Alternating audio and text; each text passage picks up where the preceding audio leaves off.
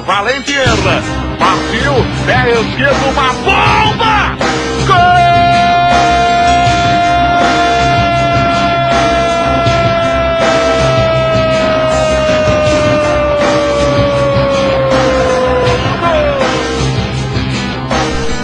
Quand on aime le foot, on parle foot. C'est vous qui créez le débat. Bonsoir à toutes, bonsoir à tous. Bienvenue dans l'émission Quand on aime le foot, on parle foot. On est mardi, il est 21h, nous sommes présents un petit peu en retard. Allez, 2 minutes, soyons indulgents. Nous sommes présents avec, bien sûr, toute mon équipe ce soir. Thomas, Émilie et Christophe. Bonsoir tout le monde. Bonsoir chef. Bonsoir, bonsoir. Et nous n'oublions pas, bien sûr, Julien qui sera en off sur Twitter, #RTS, qui retransmettra toutes les phrases assez importantes de l'émission, bien sûr celles de notre invité et aussi les débats qui seront partagés. Et bien sûr, si vous avez envie de réagir, vous pouvez réagir aussi sur Twitter sans aucun problème. Nous serons présents, il passera le message et je le retransmettrai bien sûr à l'antenne. Mais ce soir, comme tous les soirs, nous avons un invité et ce soir c'est l'attaquant de Angers et aussi l'attaquant de Brest et Ajaccio, Laval aussi, il était formé à Laval. En tout cas, un très grand attaquant, j'ai envie de dire, d'Angers en tout cas. Monsieur Richard Secrier. Bonsoir Richard. Bonsoir. Merci d'être avec nous sur RTS. C'est un énorme plaisir de vous avoir dans l'émission Quand on aime le foot, on parle foot. Bah, moi aussi, ça me fait plaisir. Content que vous voyez parce que ça me fait prendre un coup de vie encore plus. Ah non. Tu n'es pas vieux, tu es très jeune. On dira pas l'âge à l'antenne, ça restera secret entre nous. Bien sûr, messieurs, mes chers auditeurs, si vous voulez nous retrouver, bien sûr, sur YouTube, nous retrouverons tous nos anciens podcasts avec Jérôme Alonso, Ludovic Giuli, la saison 1 et la saison 2 avec Frédéric Dong, Reynald Pedros et j'en passe encore. Le dernier en date, je vais pas me tromper, c'était Vagno Eloi aussi, j'en passe, c'est des meilleurs. Hein. Avec bien sûr toujours mes chroniqueurs. Facebook, vous pouvez nous suivre sur Facebook, sur Twitter et aussi nos partenaires, tout le monde s'en fout, Football et footafricain.com. Franchement, je pense que j'ai été complet et aussi sur Skype. Je regarde bien sûr. On aime foot auditeur, vous pouvez réagir avec nous sur nos débats, pour venir en direct. On aime foot auditeur. Il suffit juste d'avoir un micro et on pourra vous accueillir dans l'émission sans aucun problème pour dire votre avis sur notre débat. Et ce soir, bien sûr, Richard choisira un débat parce que l'invité a le pouvoir ce soir, parce que comme tous les mardis soirs, hein, il a le pouvoir. Hein. Il n'y a pas que toi, Richard, qui a le pouvoir, mais tu l'as quand même un petit peu. Si, c'est le seul. Ah, il a un pouvoir. Plutôt moussé, vas-y, plutôt moussé, t'as un petit peu de lèche, c'est le seul à avoir le pouvoir dans l'émission. C'est vrai, c'est le seul. Ce soir, c'est le seul. Ah là. Mais attention, il peut te remettre une reprise de volée dans le but, on va pas voir arriver. Alors, c'est simple, je vais te les proposer. Comment choisir son futur club, sur quels critères, ou comment gérer les incidents financiers ou les déboires et débuts des dirigeants des clubs quand on est joueur. Quel est ton choix? Bah, je vais choisir comment choisir son futur club, ça me parle un peu plus.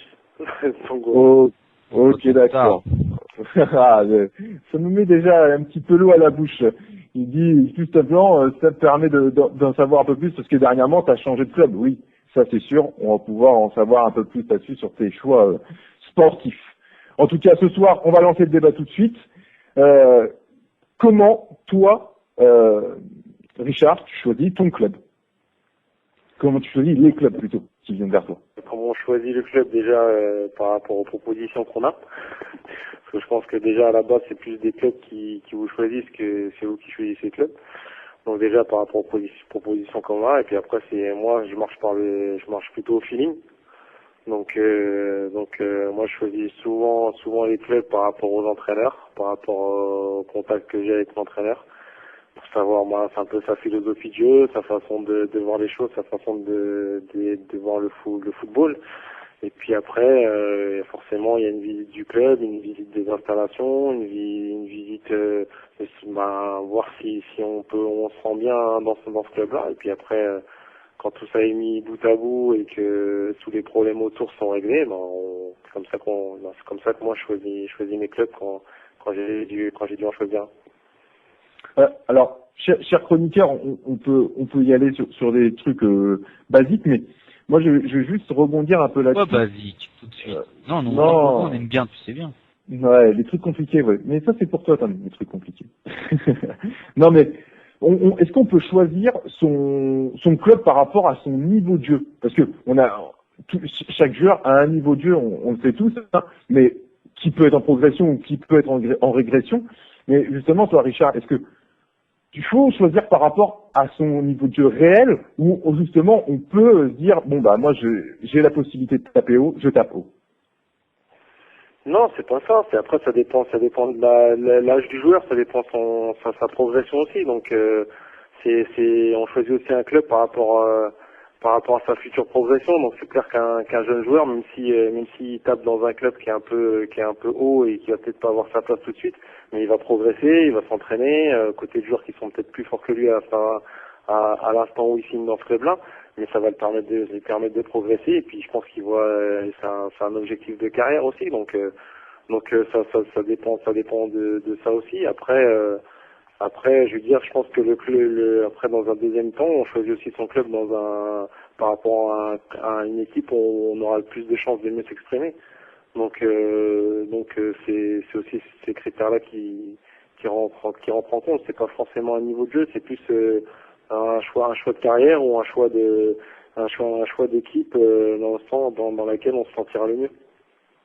D'accord, ok. Mais vous, cher chroniqueur, tous les joueurs, non, c'est pas tous les joueurs. Il y en a qui, on va pas citer de nom, on va pas citer un ancien Canet parti au Qatar pour de l'argent. On va pas citer de nom. Ça commence par L, ça finit par Arabi. Mais non, sans parler de Youssef El Arabi, il y a quand même des joueurs qui font des choix financiers avant de faire des choix sportifs. Après oui, après il y a des cas particuliers, mais faut pas en faire une généralité. Après on sait pas les tenants et les aboutissants de son histoire. Après peut-être que on lui a fait une offre qu'il pouvait peut-être pas refuser non plus. C'est sa plus grosse perspective. Là aujourd'hui, je pense qu'il a rebondi. Là en Espagne, il joue dans je pense l'un des plus grands championnats d'Europe. Oui. Donc voilà, ça, je pense pas que ça a freiné sa progression. Et puis dans un deuxième temps, comme je vous dis, c'est un choix de carrière aussi. Hein. Donc il y a c'est peut-être un contrat qu'il pensait peut-être pas avoir et donc il a fait ce choix-là. Mais c'est vrai qu'il y a de tout, mais je pense pas que ce soit une généralité de choisir un club juste que pour l'aspect financier. Bonsoir Richard, c'est Christophe, le belge de l'équipe. Mais moi je suis pas spécialement d'accord avec vous. Parce que le problème, c'est que moi, je dirais pas que c'est un choix de carrière, c'est souvent un choix de vie. Et souvent, il y a le confort, parce que quand on parle du Qatar, de l'Arabie Saoudite, la Chine, etc., c'est un choix de vie. Et les mecs, et moi, je peux comprendre cet argument, les mecs nous disent, ouais, mais moi, derrière, mes petits-enfants, ils auront à manger. Et ça, je pense que c'est pas un argument qu'on peut balayer comme ça d'un revers de la main. Après, ça peut se prendre. Le problème, c'est que je pense que c'est en réelle contradiction. Vous dites qu'ils perdent pas leur temps. Moi, j'ai quand même l'impression qu'ils perdent leur temps, parce que, et c'est d'ailleurs, s'ils perdraient pas leur temps, pourquoi la plupart des joueurs, quand ils signent dans les grands clubs, disent « Ah, mais c'est parce que je vais pouvoir m'entraîner avec même si je ne joue pas tous les matchs, au moins à l'entraînement, j'aurai des joueurs de très bon niveau. » On sait qu'il n'y a pas ce niveau sportif au Qatar, en Arabie Saoudite. Donc c'est clairement un choix de vie humaine, un choix de personne plutôt qu'un choix sportif. Et c'est bien ça le grand malheur des gens qui vont au Qatar s'enfermer là-bas. Alors s'ils ont 30 ou 35 piges, ça peut encore passer. Le grand malheur, c'est quand ils ont 20-25 ans, pour moi. Oui, mais bon, je pense que le club de l'Arabie, il est pas, on va pas dire qu'il est unique, mais il y en a pas 50 des Al Arabi qui sont passés en Arabie Saoudite. Quand tu parles de joueurs, c'est des joueurs qui sont en fin de carrière, des joueurs qui justement ont peut-être écumé les terrains d'Europe pendant 10, 12, 13 ans et qui maintenant ont envie de profiter de leur famille tout en jouant au foot et tout en ayant, c'est vrai, un confort de vie qu'ils auraient peut-être pas dans un autre club européen. Donc il faut pas généraliser. Tu parles de la Chine, je pense que tu parles de Drogba ou de Anelka. Mais ils sont en fin de carrière, c'est normal. Les joueurs qui ont une carrière, on peut rien leur reprocher. Je veux dire, ils ont pratiquement tout gagné et ils continuent à jouer au foot, mais tout aussi en ayant un confort de vie. Parce que je pense que c'est quand tu joues tous les 3 jours, tu t'enchaînes les voyages, t'as consacré ta vie au football et qu'on te propose quelque chose comme ça où tu peux aussi continuer le foot, profiter de ta famille et profiter de continuer à jouer des matchs de haut niveau, parce que Drogba il est encore en sélection, par exemple. Donc je peux comprendre ces choix-là, moi. Est-ce qu'un jour on pourra te voir là-bas? directement dans ces clubs qatariens? Non, nous on veut le voir par chez nous avant en fait. Franchement, je pense pas. Et puis c'est pas mon, je veux dire, après je sais pas quelle proposition, on sait jamais ce que la vie réserve, mais moi je serais plus attiré par un championnat par exemple américain qui peut-être paye moins que le Qatar, mais au niveau de la vie, je suis bien attiré par tous les pays dans ce pays-là, les États-Unis, donc Par la MLS en fait. si aller dans un pays exotique, je serais bien tenté d'aller aux États-Unis, quoi. Donc, plus la MLS que le Brasileiro éventuellement. Ouais, voilà, même le Brésil, hein, ça, je veux dire, je sais pas, je suis plus Amérique du Sud, on va dire. Alors, mais Richard, moi j'ai envie de te lancer sur un sujet. Est-ce qu'il y a un championnat pour chaque joueur? Parce que actuellement, on voit par exemple Bettner qui est parti en Italie et qui ne fait rien, il ne fait strictement rien. Il est pas vraiment aimé des supporters et a de la peine à s'imposer. Alors, est-ce qu'il n'y a pas un championnat pour chaque joueur? Parce qu'on sait que certains joueurs ne pourront jamais vraiment exploser comme ils le font dans certains autres championnats où justement ils ont cette liberté. On sait qu'en Espagne, c'est le jeu, c'est assez technique. C'est sûr qu'un joueur non technique qui arrive en Espagne, ça va être un peu complexe pour lui, ça va être un peu plus difficile. Et est-ce qu'un joueur non technique pourrait s'imposer en Espagne et vice versa en Italie? Est-ce qu'il faut être un peu plus physique ou justement un peu plus réactionnaire sur d'autres championnats ou en Ligue 1, faut être un peu plus physique? Voilà, c'est des stéréotypés peut-être, mais qu'est-ce que toi t'en penses, Richard? Est-ce que chaque joueur a un championnat? Je sais pas si chaque joueur a un championnat, mais c'est vrai qu'il y a des championnats qui ont des, comme tu viens de le dire, en Espagne c'est des caractéristiques plus techniques qu'on va dire l'Angleterre, où c'est plus un football, on va dire offensif, ou du moins total dans l'engagement, on va dire. Et donc après, je sais pas si, comme tu dis, chaque joueur a un championnat, mais je pense qu'il y a des joueurs qui sont plus attirés vers des championnats et donc qui font des choix. Après, il y a des choix de carrière qui sont peut-être pas décidés que du seul joueur, hein, mais on peut aussi dire est-ce qu'il y a des joueurs qui sont adaptés à certaines équipes. On voit bien dans le championnat de France, il y a des joueurs qui pourront peut-être pas jouer dans certaines équipes, qui se plaisent mieux dans d'autres. Donc je sais pas si le championnat, mais c'est plus une envie du joueur, je pense, selon ses caractéristiques, qui vont décider de la destination finale, on va dire. Oui, Chris, tu dis, est-ce que chaque joueur, c'est ça la question, est-ce que chaque joueur a un championnat? Moi, je réponds clairement non, parce qu'on peut regarder ce qui se passe avec les excellents joueurs, les très bons joueurs, les Ronaldo, les Messi, tu les mets dans n'importe quel championnat au monde, les mecs qui vont finir meilleurs buteurs, ça va être les meilleurs joueurs de la compétition. Ouais, quand tu dis les Ronaldo, les Messi, je pense que tu peux plutôt dire Ronaldo et Messi. Parce que Ronaldo et Messi, ça traîne pas ça court pas les rues non plus. Donc c'est clair que s'imposer dans des grands championnats, c'est très très dur. C'est l'apanage on va dire des 50, voire les 20 joueurs de classe mondiale. Après c'est je veux dire ceux qui ont arrivé à faire ça, qui sont arrivés à faire ça, bah c'est des joueurs qui ont soit le ballon d'or, soit des faut dire ce qui est, quoi. Je veux dire Ronaldo et Messi, aujourd'hui il y a personne qui soutient la comparaison. Non, c'est certain, mais après voilà, mis à part effectivement 10, 15, on va même peut-être revoir large en disant 20 joueurs sur extraterrestres, tu les mets dans n'importe quel championnat, ils peuvent faire la différence. C'est vrai qu'il y a des spécificités, et notamment pour les joueurs qui sont moins techniques, notamment les défenseurs ou les joueurs puissants. Regardez les gardiens aussi, très important. On peut parler véritablement d'aptitude à pouvoir jouer en première ligue. Il faut qu'un gardien il soit vraiment très à l'aise dans le jeu aérien. Ce serait moins important en Serie A ou en Superliga ou en Liga espagnole. Et donc c'est vrai qu'il y a aussi un arbitrage qui fait que peut-être les gardiens anglais sont peut-être moins protégés qu'en France ou en Espagne, donc forcément ils doivent être physiquement peut-être plus costauds, au niveau des sorties plus réactifs. Mais moi j'ai comme je vais dire que quand j'étais à Ajaccio, j'ai eu le cas aussi de Memo Ochoa qui est venu à Ajaccio. C'était un gardien qui venait du championnat mexicain, et il m'expliquait qu'au Mexique, les gardiens sortaient très peu. Et c'est vrai qu'il a eu un petit temps d'adaptation, et là, au bout d'un an, maintenant, ça va beaucoup mieux. Mais je pense que oui, il y a des caractéristiques techniques à certains postes par rapport au championnat qu'on dispute. D'ailleurs, Hugo Lloris, pour revenir un peu à l'actualité, Hugo Lloris, il a plutôt des aptitudes quand on voit, c'est un gardien extraordinaire. Pour moi, il fait partie du top 5 des meilleurs gardiens mondiaux.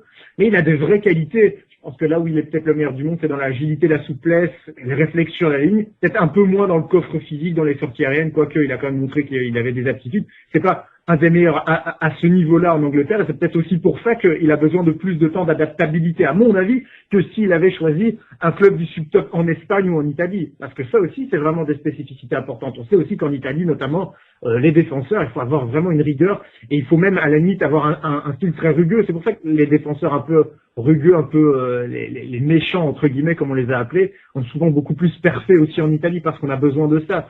Évidemment, je vais pas enfoncer une énième porte ouverte en disant qu'en Espagne, les beaux bébés, c'est moins indispensable dans le secteur offensif, puisqu'ils ont besoin beaucoup de joueurs de petite taille qui amènent la profondeur, de la vitesse, de la créativité, de la technique, et qui ont évidemment des très bons contrôles de ballon, etc. Donc c'est vrai qu'il y a des spécificités, encore que ça ne concerne que, c'est les majoritaires, bien sûr, ça ne concerne que les bons et les très bons footballeurs, ça ne concerne pas les footballeurs d'exception, comme on a pu le dire tout à l'heure. Et messieurs, faut rentrer un peu dans le sujet, dans les choses qui fâchent un peu. On sait que, comme on l'a dit en début d'émission, il y a certains joueurs qui sont un peu dirigés par des agents. Et actuellement, il y a un peu cette frayeur un peu des agents, justement, où placer le joueur, la facilité de placer le joueur. Et il y a des agents un peu dangereux là-dessus. Je pense qu'on est un peu conscient de ça. Il y a des agents qui sont pas des vrais agents de la Fédé. Ils sont obligés de l'être, mon coco. Ils sont obligés de l'être. C'est la jungle. C'est un peu un système capitaliste. C'est quasiment le 440 du football. C'est-à-dire que les agents de footballeurs, c'est à celui qui se fera le plus de fric. Et c'est pour ça que dans le débat, c'est pas là on parlait du sportif, on parlait du terrain. Mais maintenant, si tu veux nous lancer sur l'extra sportif, sur les agents de joueurs, etc., le débat risque beaucoup plus de ça. Justement, comment on peut choisir un futur club si l'agent te dirige vers justement un club qui pour toi te correspond pas, mais pas d'autre choix, on se lance. Ça c'est dangereux. C'est dangereux, justement, on peut griller un joueur. Mais il faut avoir des couilles ou un bon entourage. C'est tout. C'est les deux conditions, c'est les deux uniques conditions à mon avis. Justement, Richard, tu n'as jamais été mal conseillé par un agent? Comment tu veux crier là direct? Moi j'ai mon agent depuis maintenant une dizaine d'années et j'ai jamais eu de problème de ce côté-là. Après, je pense pas que un agent puisse obliger un joueur de signer dans un club je veux dire, les joueurs choisissent leur club. À la fin, c'est eux qui signent, c'est eux qui décident. Et moi, pour avoir côtoyé la plupart, beaucoup de joueurs, il y a pas de, je veux dire, les choix de carrière où des joueurs partent dans des clubs peut-être qui étonnent, c'est qu'à un moment donné aussi dans leur club, ils sont dans des impasses. Donc il y a des prêts, il y a des joueurs qui partent, ils essaient de s'en lancer, c'est des paris aussi, c'est des paris de carrière. Donc après forcément il y a un côté où c'est un monde qui a beaucoup d'argent, donc forcément il y a des agents qui sont peut-être qui pensent plus à leur intérêt qu'à l'intérêt du joueur. Mais au final, c'est le joueur qui décide et il faut pas mettre tout le monde dans le même panier. Et faut pas... Mais on sait qu'il y a eu des exemples célèbres en France, partout en Europe, où des joueurs, effectivement, la liberté est totale, en sens où on lui met pas un timbre ou un tympan, ou un flingue en dessous du cou pour qu'il signe. Maintenant, il faut quand même se dire aussi, et vous le savez comme nous, Richard, c'est qu'à un moment donné, les agents joueurs, quand ils le regardent dans le blanc des yeux en disant il n'y a pas le choix, le club lui dit si tu signes pas là-bas, on va te mettre dans l'équipe toute l'année.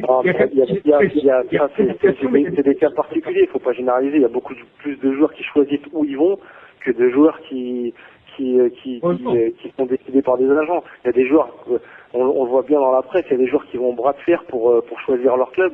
Donc à un moment donné, eux aussi ils mettent la pression. Donc il n'y a pas que les agents. À un moment donné, il y a aussi le joueur. Et je pense qu'il y a plus de joueurs qui choisissent leur club que d'agents qui choisissent le club pour le joueur. Après, tout dépend des situations aussi. Ça dépend pas si tu es un joueur sous contrat, si tu es un joueur donc considéré comme agent libre.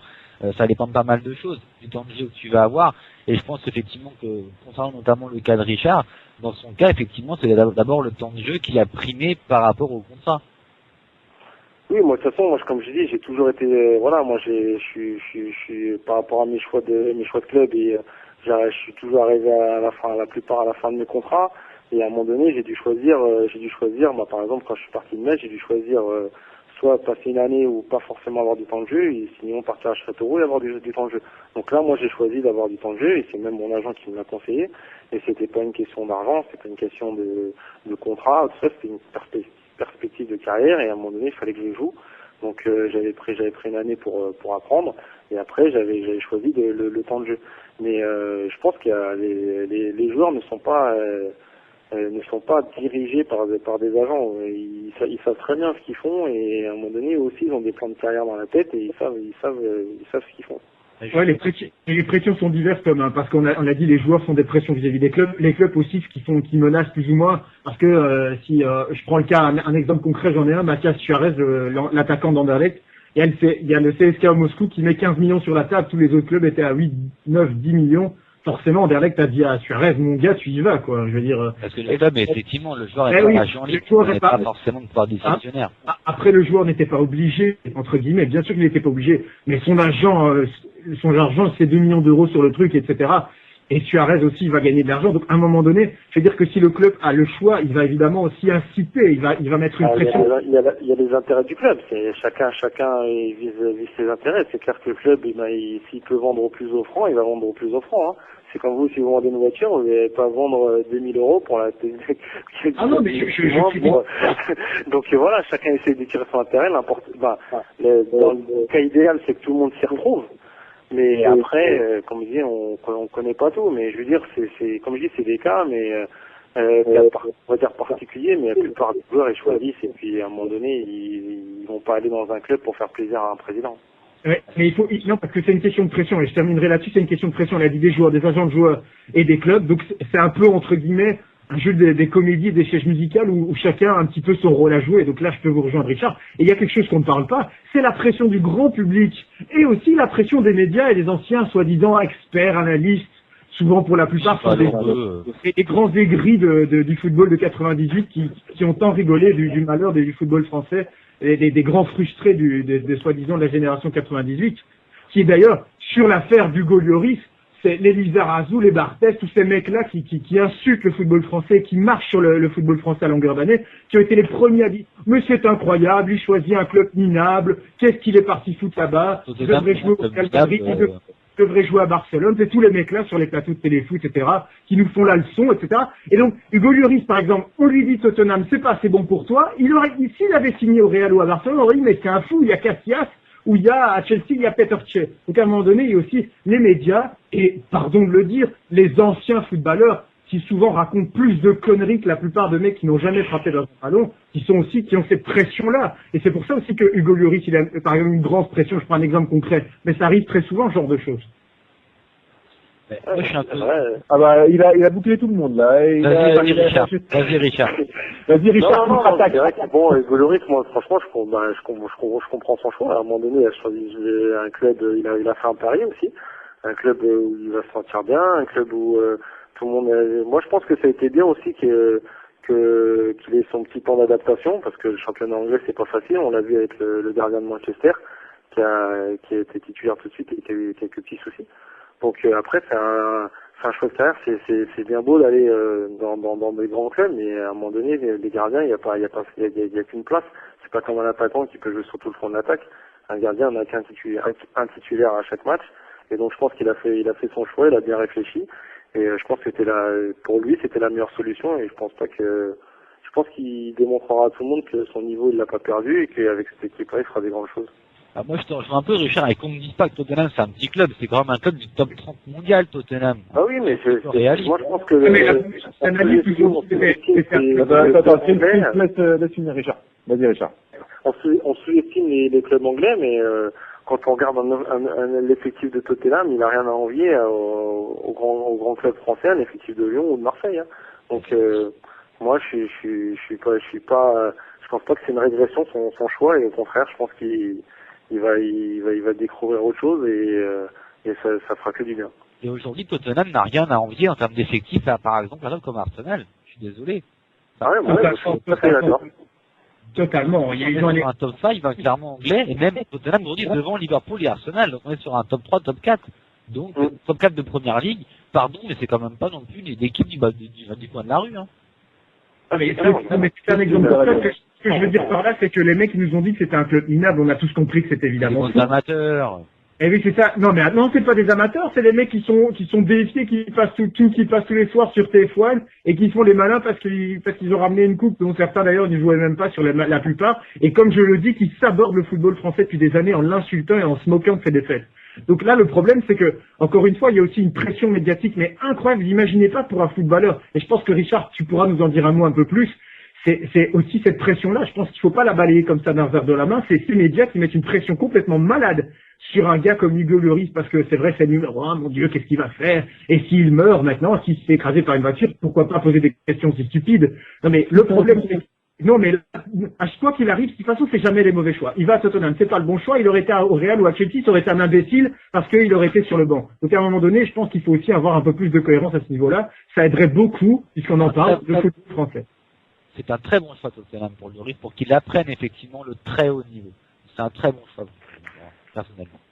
Richard, un petit dernier mot sur Hugo Lloris et après on conclura, on enchaînera sur le deuxième débat. Non, sur Hugo Lloris, comme je dis, c'est pour moi, comme on vient de le dire, c'est un très bon choix. Moi, je pense qu'il va apprendre ce qu'est le haut niveau, parce que il va rencontrer des équipes comme Manchester, Chelsea, Arsenal, et puis c'est des équipes comme Tottenham, elles sont attendues à chaque match. Il disputer l'Europa League, je crois. Donc, et puis c'est des clubs qui ont envie, qui quand ils jouent ces compétitions, ils ont envie de la gagner, contrairement au club français. Donc moi, je trouve que c'est un très bon choix. Et puis, de toute façon, moi, je m'en faisais pas du fait qu'il soit pas titulaire tout de suite. On connaît ses qualités avec Lloris. C'est le meilleur gardien en France. Donc, tout tard, il aurait joué. Et là, il commence à être titulaire. Et puis, je pense pas qu'il va quitter sa place. Donc, je pense que c'est quelqu'un de réfléchi en plus. Donc, je pense qu'il a pensé à tout ça. Et je m'en fais vraiment pas pour lui. Alors, j'ai une dernière question prise pour Richard, on parle de transfert, et forcément j'ai une question toute faite pour notre ami Richard. Pourquoi Angers? Pourquoi Angers? Comme j'ai dit, c'était une question de feeling. Moi, mon bail à Ajaccio arrivait à la fin et j'avais envie d'une autre aventure. Et puis en fait, quand j'ai visité, quand je suis venu faire une petite semaine. Parce que le club a bien voulu me laisser m'entraîner avec eux pendant une petite semaine, donc j'ai pu voir l'entourage du club. J'ai rencontré le coach qui était intéressé par une éventuelle venue. Donc voilà, tout était. Puis j'ai eu des échos par rapport aux anciens joueurs comme Olivier Auria que je connaissais déjà à Angers.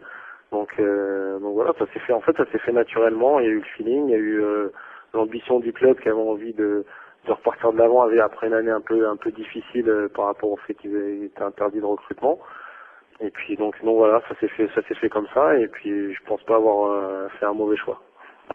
Très bien. Non, c'est le premier, donc forcément c'est pas un mauvais choix. C'est pas un mauvais choix. Non, mais pour ça dire. Très bien, mais très bien. On enchaîne sur le deuxième débat juste après ça. Allez, à tout de suite. Tous les mardis, de 21h à 22h, quand on aime le foot, on parle foot, arrive sur les antennes de RTS, avec des invités de marque. Mathieu Nassoudi. Ici Ludovic Joly. Ici Wagnu Eloi. Ici Franck Signorino. Ici Amélie Fabriès. Ici Galtier Jordan.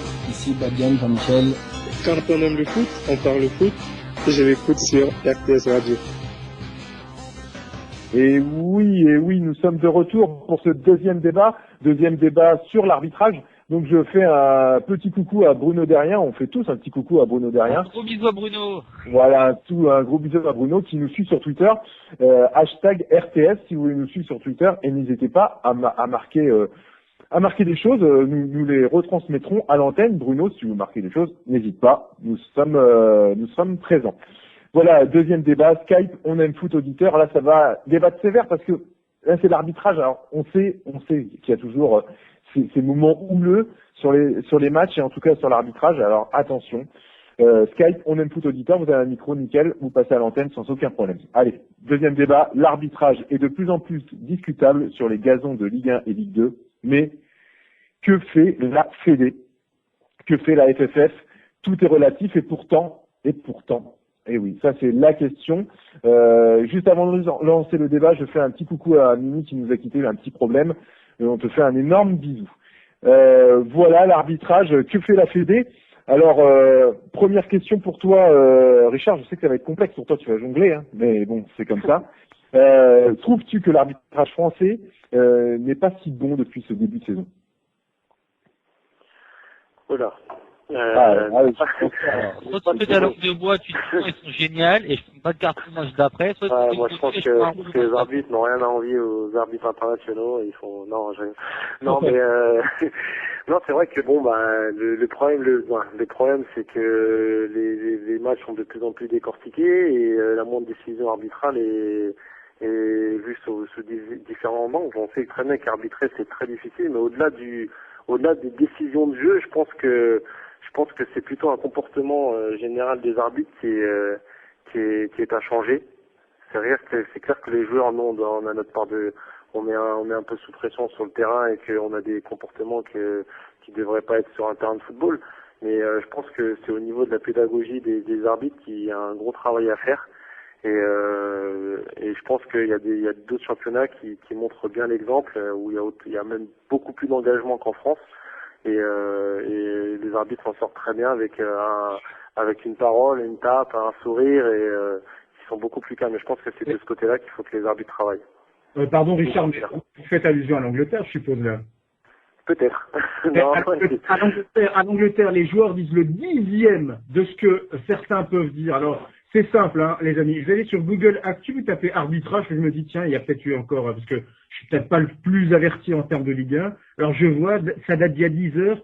Matuidi, choqué par l'arbitrage. Je veux dire qu'un mec qui balance ça en Angleterre, le gars, on le voit pas sur les terrains pendant 2 semaines. Donc, non, mais c'est clair qu'il y a des déclarations que les joueurs doivent pas avoir au niveau de la presse ou au niveau de l'arbitrage, mais faut voir déjà rien que la manière dont un arbitre met un carton jaune en France et un carton jaune en Angleterre.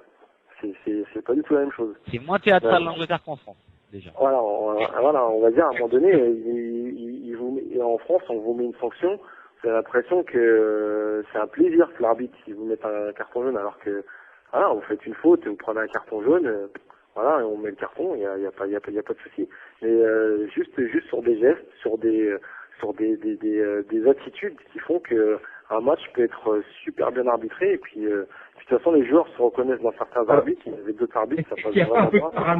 Est-ce qu'il n'y a pas aussi un peu de paranoïa des joueurs qui se disent, mon Dieu, il nous sourit pas, est-ce qu'il nous prend avec un peu de... Non, ça n'a rien à voir, mais à un moment donné, l'arbitre, il vient arbitrer. C'est un plaisir pour lui d'arbitrer. Nous, on vient jouer. C'est un plaisir de jouer au foot. Donc après, forcément, il sanctionne. Il y a des décisions où on n'est pas forcément d'accord. Mais après, c'est à lui de tenir le jeu, et c'est à lui, par son comportement, de faire abaisser la tension. Sur certaines sanctions, il peut prendre le joueur à l'écart, lui parler, lui dire de se calmer, et tout se passera bien. Et moi, j'ai vu la preuve. Hier, j'ai regardé un match, c'était Monaco-Châteauroux, où à un moment donné, il y a un joueur qui s'est énervé. Il a pris le carton parce que c'est clair qu'il a pas eu un comportement adéquat sur cette faute. Mais après, l'arbitre est venu le parler, ça s'est calmé, ça s'est fini par une poignée de main, et le match a continué. Donc, c'est pas une question de parano. Hein. Justement, vite fait, je vais juste rebondir là-dessus, Tom, et après tu rebondir. Désolé, après tu reprendras la parole, je te promets. Non, justement, sur ça, qui est vachement intéressant ce que tu es en train de dire, parce que moi j'avais une question, enfin pas une question, mais une supposition. Quand on est arbitre et quand on arbitre justement un classico ou des choses comme ça, il faut que les arbitres soient tempérés, fasse attention que le match dérape pas. On le voit qu'on Marseille-Paris, justement, Amalfitano dérape, et Tony Chaperon arrive quand même à tenir ce truc-là, justement. On aurait pu le mettre à rouge. Ouais, justement, tout à fait. Tout à fait, Tom. En plus, c'est rare. Ouais, mais c'est clair que c'est des matchs spéciaux, c'est une atmosphère autour du match. On sait que c'est un match attendu, qui sera regardé par beaucoup de monde, donc c'est clair que c'est une pression aussi pour l'arbitre. C'est pour ça que généralement ils mettent les arbitres les plus expérimentés. Et c'est vrai que après sur cet événement d'Amalfitano, l'arbitre l'a géré comme il l'a géré pour calmer. Et puis maintenant il y a aussi des instances qui après les matchs donnent des sanctions. Donc je pense que ouais, il a sûrement eu la bonne attitude, parce que sur le coup je pense qu'il l'a pas vu. Et donc vu qu'il avait un attroupement, pour lui c'était pas vraiment clair. Donc apparemment il a parlé aux joueurs à la mi-temps. Donc, et puis après, il n'y a pas eu d'autres incidents. Donc, après, il y a, comme on dit, il y a une commission d'éthique qui statue là-dessus. Donc, on verra si Massetano sera sanctionné par la suite. Justement. Ok, effectivement. Ouais. Et justement, il faudrait s'arrêter un peu sur cette commission-là parce que c'est aussi, il faut parler de ça. Ce qu'on dit toujours, les arbitres tirent la gueule, etc. Et c'est vrai que de temps en temps, on a vraiment l'impression qu'ils sont un peu sadiques et ils donnent le plus de cartons jaunes. Savoir qu'ils sont mal cotés s'ils donnent pas le carton jaune en trop. Donc, pour un arbitre, au fait, si vous faites une erreur parce que vous allez donner un carton, c'est pas grave. Mais si vous ne donnez pas de carton, on vous enlèvera un point. C'est ce qui se fait notamment, je pense, en Belgique. Et je pense que, d'ailleurs, le modèle belge a été inspiré du modèle français. Donc, c'est à peu près pareil. Aussi, au niveau des consignes, on dit aux arbitres, et ça, je sais qu'on le fait aussi en France, on dit aux arbitres, surtout ne parlez pas, n'essayez de pas trop débattre, ça ne sert à rien. Il faut que les joueurs vous respectent. Je pense que là, et là, je vous rejoins à 100%, c'est que les joueurs préfèrent, en général, les arbitres diplomates. On a un arbitre belge qui est Efon Genzolo, c'est pas le meilleur arbitre belge, mais les joueurs l'élisent chaque année leur arbitre préféré parce que c'est le seul qui parle aux joueurs, qui sourit avec eux et qui est, entre guillemets, sympathique, même si on ne demande pas à un arbitre d'être sympathique. En tout cas, pour les joueurs, je pense que c'est mieux d'avoir un arbitre comme ça qui peut leur expliquer aussi. Et je pense qu'il faudra avoir un peu plus de pédagogie. Mais c'est pas de la faute des arbitres, c'est la commission qui leur demande de ne pas être pédagogue. Et le contre-exemple, et c'est là où je vous rejoins totalement sur ce contre-exemple-là, c'est l'Angleterre, où ça se passe comme ça. Maintenant, pour revenir 2 secondes sur l'Angleterre aussi, c'est que l'Angleterre, c'est totalement différent. C'est pas du tout les lois européennes. D'ailleurs, lors des matchs européens, en général, ils ont plus de cartons rouges parce que les arbitres appliquent les lois européennes qui ne sont pas les mêmes en Angleterre. Sur un tacle les 2 pieds en avant, en Angleterre, c'est la jaune. En tous les autres championnats, ou en Coupe d'Europe ou en Coupe du Monde, c'est la rouge. Donc il y a plein d'exemples comme ça. Mais sur le côté diplomatie, c'est vrai que la France, je peux te dire aussi la Belgique, la Suisse, etc., on est vraiment très très mal embarqué. Et je pense que ça aussi, ça fait perdre la crédibilité, le respect, je vais pas dire l'amitié, mais un bon contact relationnel avec les joueurs. Et je pense que ça, c'est très très important. Alors moi, j'ai 2 choses à rajouter, j'aimerais effectivement revenir. Tout à l'heure, Richard, tu disais effectivement que les arbitres, s'ils ne prennent pas leurs pieds à arbitrer, alors que les joueurs, eux, prennent leurs pieds, c'est dommage. En Ligue 2, j'aimerais dire, si les joueurs ne prennent pas leurs pieds et les arbitres non plus, déjà que les stades sont vides, clairement, aucun intérêt, j'ai envie de dire, bon, pour commencer. Petite parenthèse pour nos potes de SOS Ligue 2. Maintenant, oui, pour en venir effectivement aux arbitres, il y a un système de notation qui se joue à rien, et rappelez-vous un débat qu'on a eu il y a quelques semaines avec Bruno Derrien dans l'émission, qui effectivement disait que sur une saison, ils sont évalués à chaque match, et qu'à note sur 20 à chaque match, et qu'à la fin de l'année, les arbitres les moins bons étaient rétrogradés, et qu'entre le premier et le dernier, il y avait 0,5 ou 0,6 points. Donc, ils sont tous mal notés. Et ils sont mal notés, je l'ai dit, c'est pas ils sont mal notés parce qu'ils ont fait une erreur, heureusement, parce qu'ils ont fait une erreur de hors-jeu, etc. Parce que, qu'est-ce qu'on demande à un juge de touche? Moi, ça me fait souvent rigoler. Pardon, mais mettons-nous 2 secondes à la peau d'un juge de touche. Et moi, je l'ai fait une fois. Arbitre assistant maintenant. Un arbitre assistant. Bon, jouons pas sur les mots. Un arbitre assistant, mon petit Lapinou, si tu préfères que je l'intitule comme ça. Et qu'est-ce qu'on leur demande aux arbitres assistants? Il faut qu'ils regardent la balle. Il faut qu'ils regardent en même temps la ligne du dernier défenseur pour voir s'il n'y a pas d'hors-jeu. Et en plus de ça, on leur reproche donc ils doivent regarder aussi s'il y a une faute pas très loin d'eux. Donc leurs yeux doivent se subdiviser en 3 visions différentes.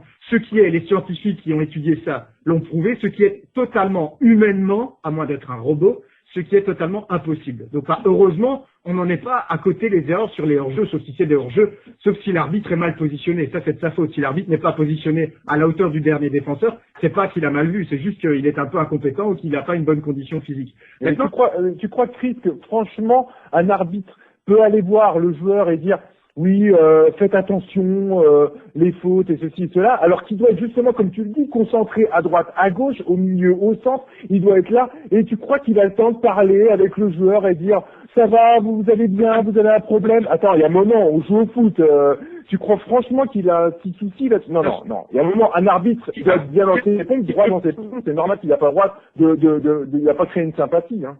Bien sûr, parce qu'il le pense.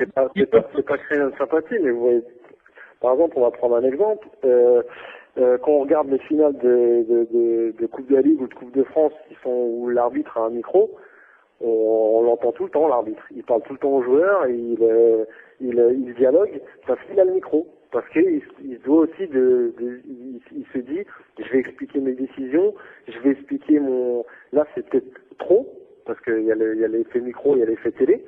Mais quand en championnat, ils le font pas assez. Après, c'est pas, nous, on est joueurs, on ne demande pas qu'ils nous expliquent tout. Je veux dire, on n'est pas là en disant, on sait très bien les fautes qu'on fait, on sait très bien, il y a des fautes où on discute pas, on se replace et on part. Et après, il y a certaines choses où c'est simple, où il dit juste, j'ai vu la main, bref, après, on tape, on dit, bon, on n'a pas fait main, là, on l'a vu sur l'exemple du match de Bastia 3, où on voit que ça touche clairement le ventre du Troyen, le ballon. Finalement, ici, c'est penalty, mais c'est une injustice, et finalement, le joueur troyen, il se fait expulser sur ça. Donc, Richard, vous êtes joueur.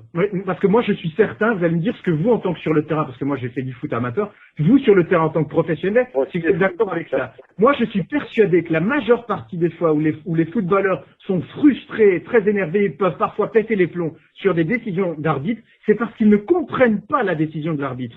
Donc je pense que simplement le fait de savoir pourquoi l'arbitre l'a fait, même si c'est une erreur, que l'arbitre explique, voilà, moi je pense qu'il a fait ça, etc. Alors que le joueur l'aurait peut-être pas vu, certains joueurs ne peuvent pas voir des actions, certains joueurs ne peuvent pas comprendre pourquoi on siffle. C'est comme les arbitres qui sifflent penalty sans expliquer. Imaginez, vous êtes à l'autre bout du terrain, le joueur il a juste envie de savoir ce qui s'est passé. Et si l'arbitre ne pète pas un mot là-dessus, évidemment que ça va frustrer les joueurs. Est-ce que des situations comme ça... Exactement. Mais on a pas besoin de phrases de 50 000 mots. Il nous dit juste, j'ai vu une main, vous lui avez pris le pied par derrière, voilà, et puis c'est fini. Après, je veux dire, à un moment donné, c'est clair qu'il doit prendre sa décision en une fraction de seconde, on va dire, sur le coup. Mais donc il a vu quelque chose. Après, il a pris sa décision, Mais c'est clair que de dire un ou deux mots, je pense pas qu'à l'arbitre ça lui fasse perdre sa crédibilité, bien au contraire.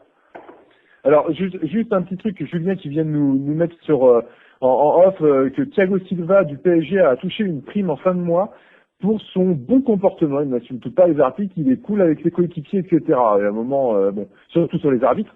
Alors, est-ce que chaque joueur qui n'insulte pas un arbitre a droit à une prime? Pour toi, Richard, est-ce que ça serait bon pour toi ou ça serait un peu du foutage de gueule? Après, si on me donne une prime pour que je dise rien... tu diras jamais non, ça c'est sûr, mais je dirais jamais non. Non, mais ça après c'est une charte, je crois que c'est une charte spéciale au PSG qui faut pas dire du mal du club, faut pas dire ils essaient d'avoir un comportement exemplaire. Après c'est fait à coup d'espèces sonnantes et trébuchantes. Après c'est la morale de chacun. Une petite réaction des Twitter. Après Thomas, je pense qu'il voudra réagir là-dessus. Ah, bien sûr. C'est pas parce qu'ils ne comprennent pas, c'est qu'il y a un rapport de force entre le joueur et l'arbitre, un peu comme la police et les délinquants. C'est méchant. C'est méchant, hein. Je te dis, moi qui dis tout à l'antenne. Non, parce que les meilleurs policiers sont ceux qui expliquent aux délinquants pourquoi ils... Les pédagogues, effectivement. Peut-être. Mais alors, on va se lancer sur un autre sujet sur l'arbitrage. Non, Chris, pardon, j'avais un truc à dire. Cette histoire, moi, je suis vraiment pas du tout d'accord avec toi. Tu dis que c'est de la fumisterie. On paye les meilleurs au Paris Saint-Germain, on les paye tellement à rien foutre. Quasiment, ils seraient partis chier dans les toilettes à la mi-temps. On leur donnerait un chèque ils n'ont pas chié à côté. Donc, on les paye tellement à rien foutre pour la plupart. Mais non, la plupart d'entre eux. Enfin, je parle des footballeurs grassement payés, etc., qui n'ont pas de soucis. Je parle pas de la majorité des footballeurs. Que je pense que recevoir une bonne prime financière parce qu'on a un bon comportement, je pense qu'il faudrait souligner ça. Et jadis, il y avait la Coupe Intertoto et les clubs les plus fair-play étaient qualifiés pour cette coupe. C'était une coupe d'Europe, je ne sais pas si vous vous souvenez. C'est toujours le cas, maintenant ils sont qualifiés au deuxième ou troisième tour de la coupe de l'Europa League.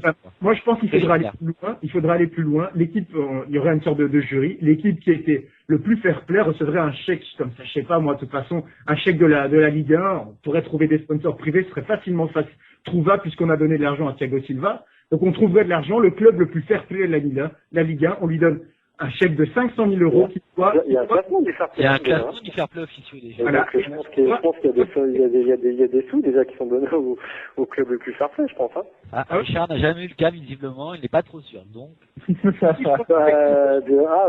au niveau du club, peut-être, mais après, je crois qu'on avait été dans les premiers une fois, bref. Mais bon, généralement, je préfère pas être forcément premier au fair-play, mais plutôt au classement final, on va dire. Allez, juste une petite chose sur l'arbitrage et après la vidéo. Non, pas du tout. On sait que la Fédé soutient l'arbitrage coûte que coûte, avec des injustices pendant des fois il y a des journées où c'est des injustices sur tous les matchs. Des fois j'abuse, hein, bien sûr, mais dernièrement on a vu des tacles de folie avec des 2 pieds en avant, des limites des arrachages de genoux. Franchement c'était assez impressionnant au bout de la 3e ou 4e journée, je me rappelle plus exactement de la journée. En tout cas sur cette journée-là il y a eu au moins 3-4 grosses fautes. Mais bon, l'arbitre était là, a mis le rouge, en tout cas, heureusement. Est-ce que justement l'arbitrage est trop soutenu par la Fédé pour toi, Richard? Est-ce que justement il n'apporte pas assez de solutions et pas assez de soutien? Je sais pas s'il est trop soutenu, mais comme je dis, moi l'arbitrage en France, il est pas assez. Chaque année, il y a un arbitre qui vient vous expliquer les nouvelles règles, les nouvelles dispositions à mettre en place dans l'année. Et on se rend compte qu'au final, tout vole en éclat au bout de 10 journées. Donc, je sais pas si c'est les bonnes solutions de. Je pense qu'un bon arbitre, c'est un arbitre qu'on voit pas. Et je pense qu'à un moment donné, il y a eu un peu trop d'arbitres qui se sont mis en avant par rapport au jeu, par rapport au terrain, tout simplement. Et donc, moi, je pense qu'au niveau de l'arbitrage, la Fédé, si elle soutient l'arbitrage, c'est de la pub pour l'arbitrage en disant que l'arbitre fait partie du jeu. Il faudrait que l'arbitre, lui aussi, se dise si je fais partie du jeu, je vais faire tout pour que ça se passe dans les meilleures conditions possibles et considérer les joueurs aussi comme des alliés et non comme des ennemis sur le terrain. Donc à partir de ce moment-là, je pense que c'est une question de pédagogie et je pense qu'il y aura beaucoup de problèmes qui seront réglés par ce biais. Deux choses à dire. L'arbitre, alors ça c'est vraiment quelque chose que je combats depuis des années. Un bon arbitre est un arbitre qu'on ne voit pas. Non, un bon arbitre c'est celui qui applique le règlement. Et si l'arbitre est un bon arbitre, il dit le règlement, il dit qu'aucun joueur ne rentre dans la surface de pénalty, on le recommencera 10 fois. Et ça le problème c'est que l'arbitre là il fait un match et puis après on le pense sur la place publique, on dit c'est scandaleux, alors que lui il a juste appliqué, il a juste fait son métier comme il fallait. Donc ça je pense que déjà. Si on le voit pas, c'est qu'il l'a fait au bon moment et qu'il a bien parlé aux joueurs en leur disant si vous rentrez dans la surface, je le ferai retirer. Et si un arbitre vous dit ça et vous fait comprendre qu'il le fera vraiment, vous verrez qu'il n'y aurait pas de pénalty de retirer. Je pense qu'il faudrait faire un arrêt sur image et je pense que Richard, sincèrement, 90% des pénaltys, il y a toujours au moins un des deux. Un joueur des deux équipes. Les pénaltys, il y a peut-être des gens qui rentrent, 90% des touches, elles sont mal faites, 90% des ballons, ils sont peut-être pas posés au bon endroit. Exactement, les tirages de maillot dans les grandes surfaces qu'on siffle même plus. Après, c'est une question de si le joueur, le joueur, il prend un risque. Il prend un risque, par exemple, sur un corner, il prend le risque de tirer le maillot. Si l'arbitre, s'il le voit pas, il a gagné, mais s'il le voit, finalement, c'est pénalty. Donc après, forcément, nous, on regarde le match à la télé, on a 10 caméras, on a tous les angles, donc on dit, mais comment il a fait pour pas le voir? Mais après, on sait pas comment l'arbitre, il est vraiment placé dans son angle de vision, et puis lui aussi, il doit regarder le départ du ballon, il doit regarder la distance, il regarde peut-être, il se focalise sur un duel, c'est pas le bon. Donc après, c'est une question une sorte de cache-cache, en se disant, si je suis pris, je suis pris, et si je suis pas pris, tant pis, hein. Moi, je te rejoins un peu, Richard, sur le coup des prérogatives d'avant-saison qui volent un peu au bout de 2 journées. On a eu le cas il y a quelques années, rappelez-vous, messieurs, le coup des mains dans la surface ou des tirages du maillot, exactement, qui était sifflé pénalty automatiquement. Manque de bol, on avait le roi de ça, c'était Mario Yepes, avec le PSG à l'époque, qui au bout de 3-4 journées, avait fait 3-4 pénaltys contre sa propre équipe. Forcément, pareil, qu'il prend 4 pénaltys d'affilée dans 4 matchs, c'était pas passé. On avait arrêté ça tout de suite, ça faisait trop de pénaltys contre le PSG. C'est bien ça le problème, Thomas. Parce que la fédération, c'est des couilles molles qui font tant de tort. C'est la fédération française, mais pas que elle. Elle fait tant de tort, elle fait beaucoup de tort aux arbitres parce qu'elle ne le soutient pas, parce qu'elle se laisse avoir par la populace, c'est-à-dire par la majorité des footix, qui trouvent ça bien au final, qui est des tirages de maillot, qui trouvent ça bien au final, et qui a pas envie qu'on leur cache les couilles.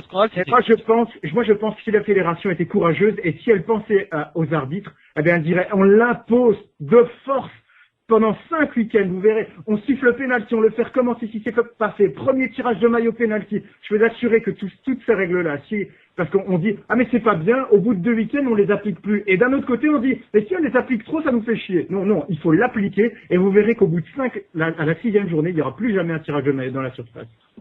C'est le cas. Il y a eu le cas notamment au Mans, il y a quelques journées, en Ligue 2, donc Le Mans recevait Niort, il y a eu un pénalty pour Le Mans, Les joueurs du Mans sont entrés dans la surface quand Frédéric Thomas, le capitaine du Mans, a marqué sur un penalty, et le penalty a été à retirer. Bon, il l'a remarqué derrière, il l'a remarqué, mais effectivement, ça a été à retirer. Et c'est tellement rare que les supporters du Coq Manceau ne comprenaient pas ce qui se passait. Et sifflaient l'arbitre, alors qu'il avait totalement raison. L'arbitre, il avait bien fait son pénétration. Les supporters, ils sont pour leur équipe. Et sous des pots de bananes et des tomates. Hein. L'arbitre qui fait ça en Ligue 1, il a intérêt à vite rentrer au vestiaire, parce qu'il applique trop bien avec. Et moi, je suis supporter du Mans, j'ai pas trouvé ça calamiteux et honteux de le faire retirer. Je suis désolé, j'allais pour. Non, mais je veux dire, moi, quand un arbitre il fait tirer un penalty, il le dit bien, il le dit, personne dans la surface, et si vous rentrez avant, le penalty est à retirer. Après que les spectateurs soient pas contents, bah forcément ils supportent leur équipe, ils comprennent pas tout, mais le joueur prend sa responsabilité. Donc c'est clair que c'est là la Fédé doit soutenir ses arbitres sur ce genre de fait. C'est un coup de pied arrêté. Je veux dire, c'est facile à régler, c'est facile à dire aux joueurs de ne pas rentrer. Il l'indique avant, il dit, c'est comme si quand il tire un coup franc, il dit au coup de sifflet, et si le joueur tire avant, ben, il a retiré. Donc moi, je pense pas qu'il y ait des joueurs qui s'offusquent de ça. Hein. Okay. Le problème, Chris, de la Fédé, c'est c'est une véritable contorsionniste. Elle se dit, on n'a pas envie de dire la vérité aux gens, on n'a pas envie de leur dire que si on appliquait les règles, qu'ils nous sauteraient à la gueule, donc autant leur mentir. On leur dit, vous inquiétez pas, on comprend le message, mais en disant ça, elle désavoue les arbitres. Elle les désavoue et en soi-disant, en les défendant, en les respectant. Je pense que c'est le pire service qu'elle peut faire aux arbitres français. Très bien, je pense qu'on a été complet là-dessus, en tout cas. Manque de soutien en tout cas de la Fédé et un peu plus de dialogue des arbitres envers les joueurs, peut-être que certains ne le font pas assez. On se rejoint, certes pas tous là-dessus, mais on se rejoint une partie là-dessus. Très bien, messieurs, on a fait les deux débats. On passe tout de suite à l'interview décalée. On a peu de temps, mais on en a encore du temps. Interview décalée de Thomas, qui lui l'a fait dans sa tête pendant l'émission. Et attention, parce que pour toi, Richard, ça va être sacrément salé. Je pense qu'il le connaît bien. J'ai droit à un joker ou pas? Non, il n'y a pas de joker. Il n'y a pas de joker. Ah vas-y, c'est à toi. Je peux dire ce soir. Alors, par quoi je vais commencer? On va commencer gentiment. Tiens, le club que tu as préféré, Richard, c'était lequel? Le club que j'ai préféré? Par rapport au club où je suis passé? Bien sûr. Ah, bien. Oui, honnêtement, je les ai tous. C'est pas de la langue de bois, mais j'ai apprécié partout où je suis passé. Mais s'il y en avait un plus qu'un autre, on va dire. Pardon? S'il y en a un plus qu'un autre, ça serait lequel? Un plus qu'un autre, je dirais peut-être. Après, c'est clair qu'un club comme Brest, j'y suis resté plus longtemps, donc forcément, j'ai vécu. Comme j'ai vécu plus longtemps, j'ai eu des amitiés plus profondes, on va dire. Donc c'est clair que oui, j'ai un super souvenir, mais la plupart de tous les clubs où je suis passé, j'en garde même des clubs amateurs comme Bourg-Péronas au début de ma carrière, on va dire. J'en garde un excellent souvenir. D'accord. Alors moi je sais quand même depuis quelques temps maintenant que tu avais une belle bande de potes quand même à Ajaccio l'année dernière. Et on ton passage là-bas. Et le mec que tu as préféré à Ajaccio, c'était qui dans ton équipe? Que j'ai préféré? Ouais, le mec que tu as préféré à Ajaccio.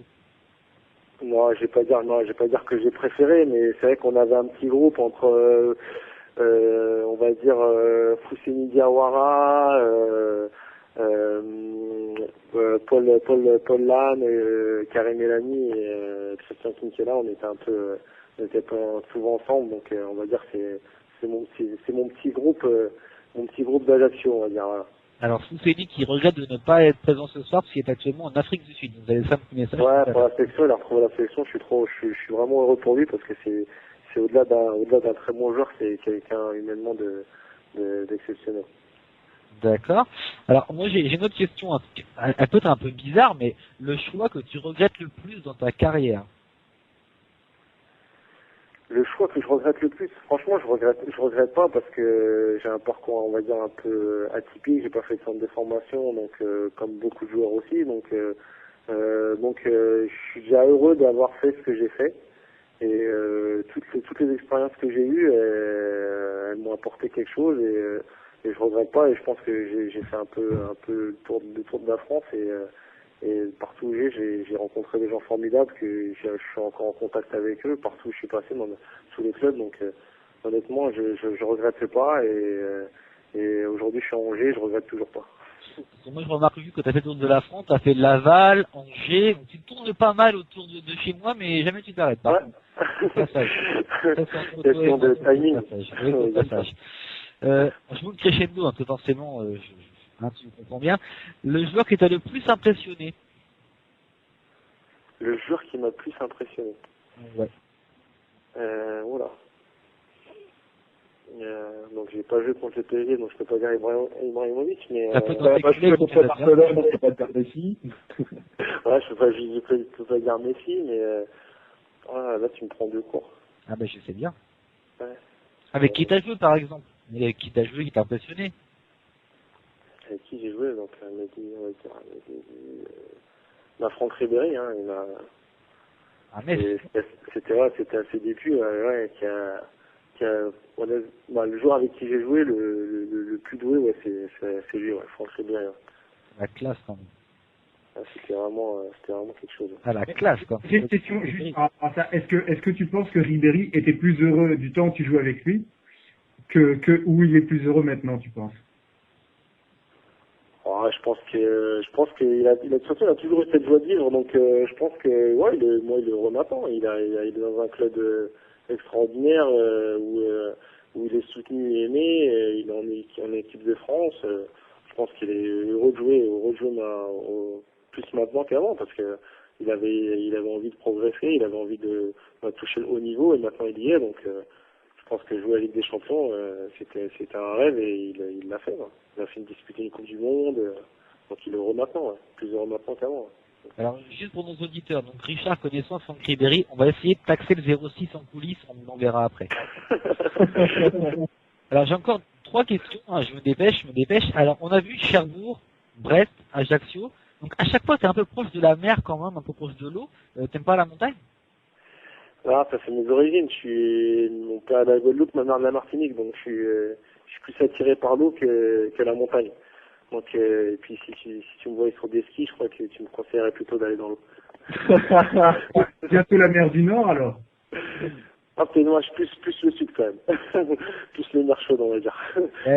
C'est pas mal. Ça m'amène à ma prochaine question. On a vu Brest, Laval, Angers. T'étais quand même assez porté vers l'ouest. C'est pour te rapprocher de la Guadeloupe ou c'est pas voulu? Ouais, je pense que ouais, c'est peut-être pour ça, inconsciemment, c'est de me rapprocher de l'île, de mes origines. Donc, non, c'est vrai que c'est une région aussi que j'aime bien aussi, il faut dire ce qu'il y a. Moi, j'ai découvert l'Est qui était, c'est une région aussi formidable. Mais c'est vrai que, ouais, c'est un endroit que j'aime bien, et puis j'ai eu les opportunités de venir dans ce club-là et je regrette pas. Donc, c'est vrai que ouais, je me rapproche en plus de la Guadeloupe, donc c'est pas mal. Et Thomas, la différence entre la Guadeloupe et la Bretagne, quand même, au niveau météorologique, c'est assez profonde, je pense. Il y a de l'eau dans les deux cas. Ouais, c'est pas la même température. Décidément pas la même température. Ouais. La température d'été en Guadeloupe qu'en Bretagne. Ouais. Si, la température d'été en Bretagne, c'est celle d'hiver en Guadeloupe. Il y a un point commun quand même. C'est vrai.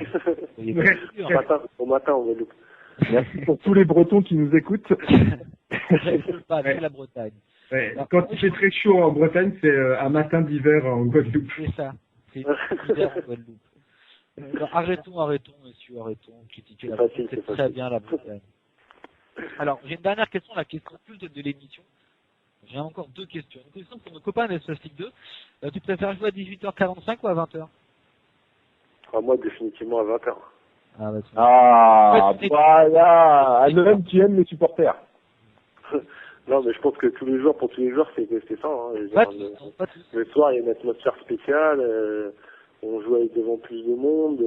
Donc, puis voilà, c'est mieux, je pense, que pour tout le monde. Pas tous les joueurs, comme le dit Thomas. Hein. Ouais. Il y en a certains qui nous ont répondu 18h45. Hein. Pas tous. Hein. Certains. Peut-être qu'ils ont des choses à faire après, je sais pas. Ah oui. C'est qui? Des noms? On balancera pas de nom.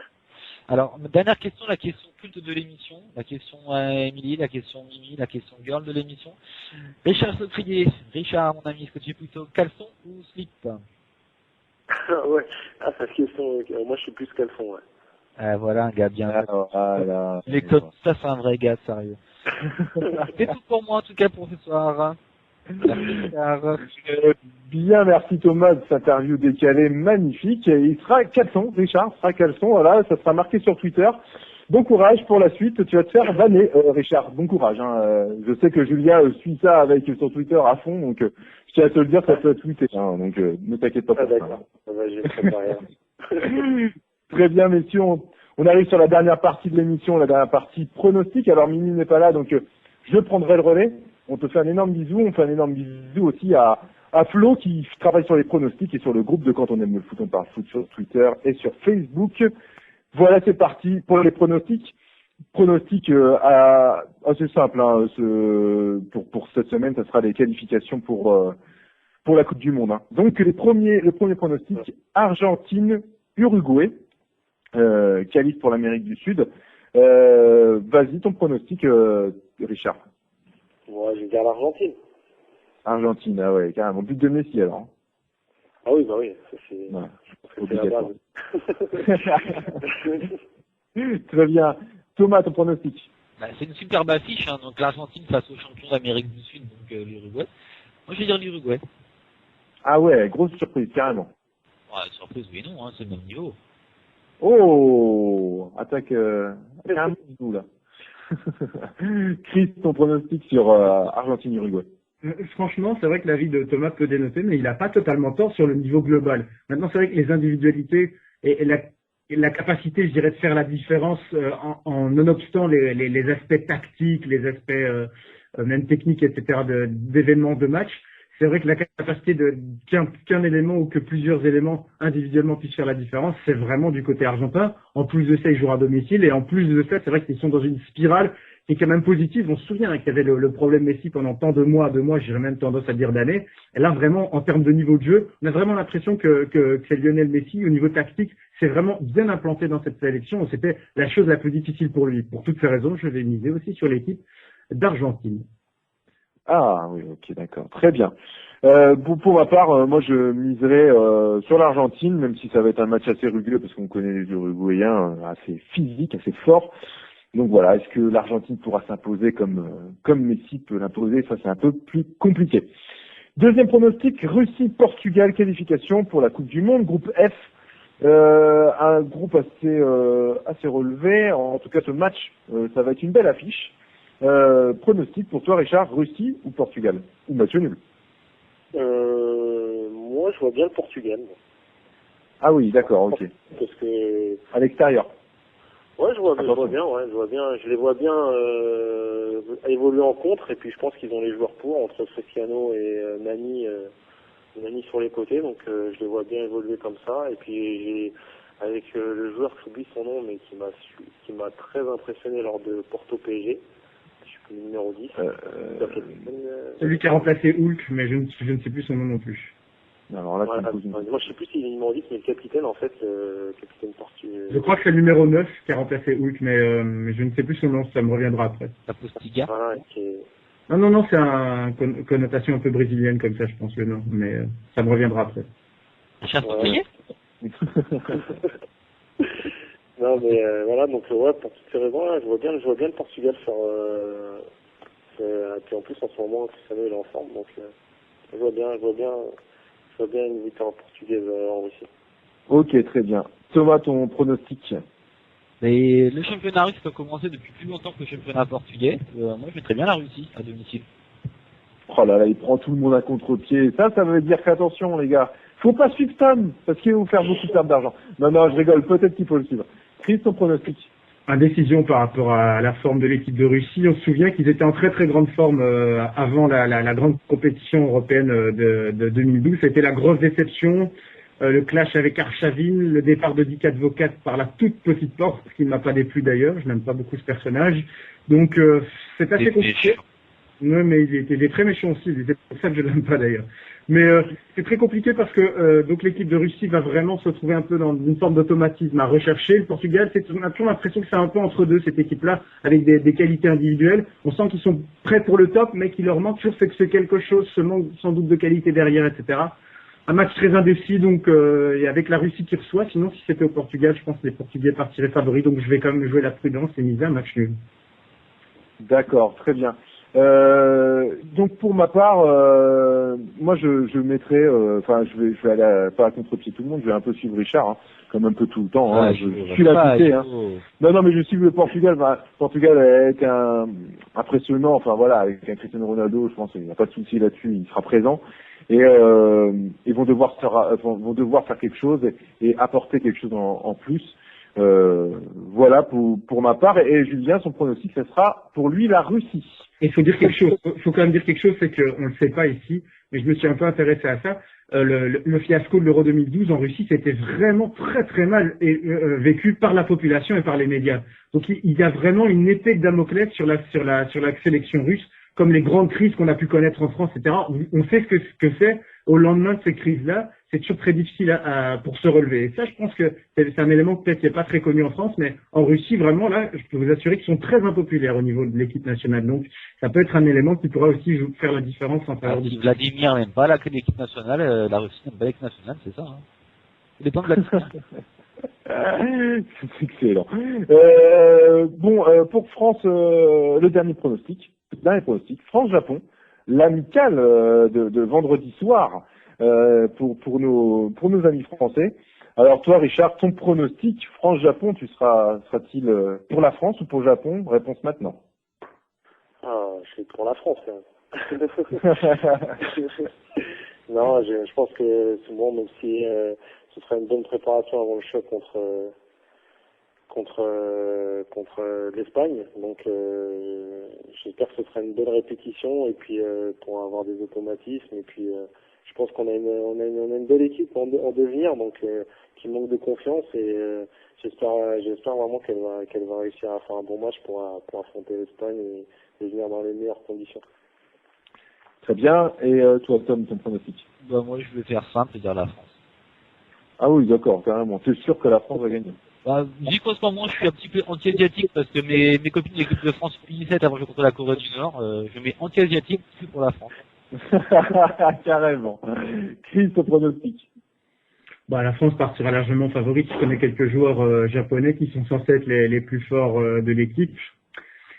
Maintenant, moi, il y a un élément quand même que vous ne dites pas, c'est que ce sera un match amical. Et je connais aussi l'aptitude des Français de bafouiller leurs matchs amicaux depuis de nombreux mois. Et j'ai envie de préciser aussi là aussi, depuis de nombreuses années. N'oublions pas que le Japon est aussi, malgré que c'est une équipe modeste, ils ont vraiment un collectif qui est assez bien, vainqueur de la Coupe d'Asie notamment l'année passée. Donc bon, c'est évidemment une autre référence par rapport à l'Europe. Et moi, je serais bien tenté par un petit risque, étant donné que c'est un match amical. Je vois bien un match pauvre en but et donc à partir de cela, un match nul entre les deux équipes, un petit risque. D'accord. Bah, écoute, pour ma part, moi, je vais surprendre aussi un peu, même si je suis pour l'équipe de France, mais je vois un match nul. C'est un match amical, comme tu le dis si bien. Et la France va avoir la tête à l'Espagne. On sait que l'Espagne va jouer mardi prochain contre la France en Espagne, donc automatiquement la France, enfin les joueurs vont être là pour se préparer physiquement, ils vont être là, ils vont être présents, ils vont vouloir montrer des choses devant leur public, mais bon, le Japon va pas se laisser faire non plus, même si c'est un match amical, ils vont vouloir montrer des choses. Allez, moi je dis match nul. Je suis curieux de voir si les Japonais vont être orgueilleux et s'ils vont vraiment mouiller le maillot, etc., pour se dire on joue en Europe, il faut la fierté de l'Asie, etc., ou s'ils vont venir un peu au-dessus en disant on va visiter la Tour Eiffel, etc. Moi, je suis vraiment curieux, je ne sais pas trop l'approche des Japonais. Généralement, mentalement, c'est leur point fort, c'est le mental. Donc, je suis curieux de voir s'ils vont se transcender pour un match amical. On verra pas vendredi soir sur TF1. Voilà, attitude. Avec Christian Jean-Pierre. Mais c'est avec Christian Jean-Pierre. Merci pour ces pronostics. Allez, on enchaîne tout de suite sur la dernière chose de l'émission. Juste avant, j'oublie. Une petite réaction sur Twitter. Et après, je te donne la parole, Thomas. T'inquiète pas. Cerise45 qui a dit, bon, c'est un peu tardif sa réaction, mais c'est pas grave. C'est une excellente idée. Donc, il voulait parler de la prime pour les clubs fair play. C'est une excellente idée. Entre parenthèses, la FIFA qui donne une prime au club pour le fair play de la saison. Voilà, je trouve que c'est une bonne idée. Quelque part, voilà. Déjà que la Coupe d'Europe, la Coupe d'Europe, ça rapporte de l'argent au club, c'est pareil. Ouais, voilà, et je pense qu'ils ont quand même pas mal d'argent après rajouter de l'argent. Il faut les trouver aussi, comme le dit Chris, les sponsors, pourquoi pas. Bon, enfin, Sur ce, Thomas, tu voulais avoir ton... Oui, moi je voulais faire une petite dédicace simplement, si vous me permettez, messieurs, à une équipe qui m'a beaucoup plu aujourd'hui, c'est les U17 féminines de l'équipe de France qui, pour la première fois de l'histoire du foot féminin français, sont en finale d'une Coupe du Monde. Bravo. Bravo aux filles, bravo à Roman, à Kadi, à Ophélie, à Noémie, à Delphine, à tout le monde, et bravo les filles, on sera avec vous ce week-end pour la finale. Ouais, et c'était passé en début d'après-midi sur Eurosport, faut le citer, parce que Eurosport aime le sport féminin aussi. Moi, je travaille pas là-bas, donc je il y a le sport féminin. Si tu travailles là-bas, apparemment, t'as postulé pour une place, j'ai entendu, Chris. Mais non, tout ça pour dire que donc, moi aussi, malheureusement, j'ai pas pu voir toutes leurs rencontres, mais j'ai un peu vu. Très belle rencontre. Ouais, c'est vrai, du peu que j'ai vu, effectivement, c'est une très belle rencontre, Thomas, tu fais bien de le préciser. Et donc, ce sera aussi, là aussi, une chaîne nationale qui diffusera cet événement-là. On les suivra avec, et encore plus d'intérêt. La finale, c'est contre qui? La Corée du Nord. Corée du Nord. Il a battu l'Allemagne 2-1. Et elles n'ont pas intérêt à perdre parce que sinon elles se font zigouiller. Alors, en sachant que les Coréennes et les Françaises avaient joué l'une contre l'autre en poule et qu'il y avait eu un partout au final. Donc voilà, ça va être un match assez serré. En tout cas, on leur souhaite du bonheur et de gagner, en tout cas. Oui, Richard, tu voulais réagir là-dessus? Non, mais c'est très bien le football féminin, que ce soit de plus en plus médiatisé, et je pense que... Méfie-toi, toi. Ouais. Méfie-toi, parce qu'il y en a un qui est un fervent supporter, enfin on est supporter de toutes les... Enfin, en tout cas du football féminin. Et Richard aussi est supporter. Richard le soutien, voilà. Le sport, hein, je rappelle. Voilà, non mais Richard le soutient. En tout cas, nous arrivons à la fin de l'émission. La dernière partie de l'émission, c'est juste la phrase de l'invité. Voilà, Richard, c'est au moment le plus périlleux. Faut pas que tu loupes la marche parce que tu as été exceptionnel jusqu'à ce moment-là. Donc là, c'est-à-dire c'est le pénalty de la mort. T'as pas le droit de le louper. Si tu loupes, Angers a perdu. Angers a perdu la coupe, alors t'as pas le droit de le louper ce soir. C'est simple, il faut juste que tu répètes cette phrase. Attention, sois prêt. Ici, Richard Saucrier. J'écoute quand on aime le foot sur RTS Radio.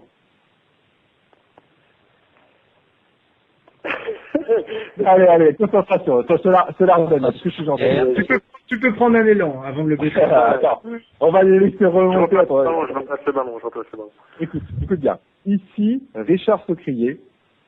J'écoute quand on aime le foot sur RTS Radio. D'accord, ok. Ici, Richard Saucrier. J'écoute quand on aime le foot sur RTS Radio. Oh la classe. Et en plus, très rapide. Je pense que c'est l'annonce la plus rapide. Ouais. Et c'est très hésitant, non, bravo, franchement bravo. Ah ouais, grande classe. Là, c'était la Panenka. Voilà. Richard, les plus grands sont tombés là-dessus. Bravo. Ouais, d'accord. Je suis content de t'avoir buté sur la dernière marche. On en connaît des personnes comme des gens comme Franck. Un grand monsieur du football, les jeux hésité, tu dis c'était planté les pieds dans le tapis joliment d'ailleurs. 3 fois, je crois. Butel aussi 2 fois, je crois. C'est bien. Ah, Butel 3 fois, non, je vais le faire. 3 fois, ouais. Bon, enfin, merci messieurs, merci Richard à toi d'être venu dans RTS. C'est un énorme plaisir. Viens quand tu veux, la porte est grande ouverte. C'était un grand plaisir. Merci beaucoup. Merci, le plaisir était partagé. D'accord, très bien. Merci beaucoup. Merci à vous tous, chers chroniqueurs, bien sûr. Toi, Chris, toi, Émilie, qui est parti un peu tôt, on te fait un énorme bisou. Toi, Julien, qui a fait un énorme travail en hop. Et toi, bien sûr, Thomas, Thomas, sans exception, avec ton interview décalée magnifique et tes interventions dans les débats, bien sûr. Bien sûr, n'oublie pas, mardi prochain, on sera en rendez-vous, un après-match Espagne-France. Parce que vu qu'il y a le match, on fera un après-match. Alors, soyez présents après le match. Nous sommes là pour débattre. N'hésitez pas, vous pouvez venir avec nous débattre sur justement pendant une demi-heure sur ce match Espagne-France. Ça sera avec un énorme plaisir. J'ai l'impression, ça. De quoi, Thomas? Ça va être vite bâché, j'ai l'impression, ça. Ah, on verra. Peut-être un 4-0, ça va être vite réglé. Oui, ça c'est clair. On verra ça mardi soir après le match avec mes chroniqueurs qui seront remontés. Ça, je vous le promets. Et bien sûr, demain, LPA, qui sera à partir de 20h mercredi, donc LPA, 20h. Et bien sûr, on enchaîne sur l'émission phare de RTS, Sport. Je te laisse la parole, Thomas, pour nous en parler un peu plus. L'émission phare, tu en rajoutes un petit peu beaucoup, on est encore un petit peu jeune, me représente effectivement cette émission phare d'RTS. Et oui, demain soir, on se mettra au bande et on recevra effectivement Stéphanie Daoudé, donc de l'équipe de France de handball, qui revient du Danemark et de la Golden League notamment. Donc on fera un gros point sur la Golden League, sur les JO et sur l'équipe de France olympique de hand. Vous l'avez compris, et demain, spécial page handball, vous l'avez compris, demain on parlera un peu de sport de raquette. Voilà. foot. On fera des paris ensemble, ça sera génial. Chris, il aime bien la raquette. Et puis, bien sûr, jeudi, Motor Show. Motor Show, comme d'habitude, comme tous les jeudis. Et puis, vendredi aussi, à vos pronos, bien sûr. Et nos lives de National, pardon. Oh là là, je perds mon fil. Et bien sûr, on fait un bisou à tous nos auditeurs, hein, un par un, il n'y a pas de souci, hein, ils peuvent venir chez moi. Sur Twitter, sur Facebook, merci encore à vous d'être aussi fidèles à notre émission. C'est un énorme plaisir tous les mardis soirs. Merci à notre invité Richard. À très bientôt, j'espère, à mardi prochain. Et puis, comme on dit dans la région, hein, quand on aime le foot, on parle foot. Allez, salut, ciao. Valentir partiu, pé esquerdo, uma bomba! Gol!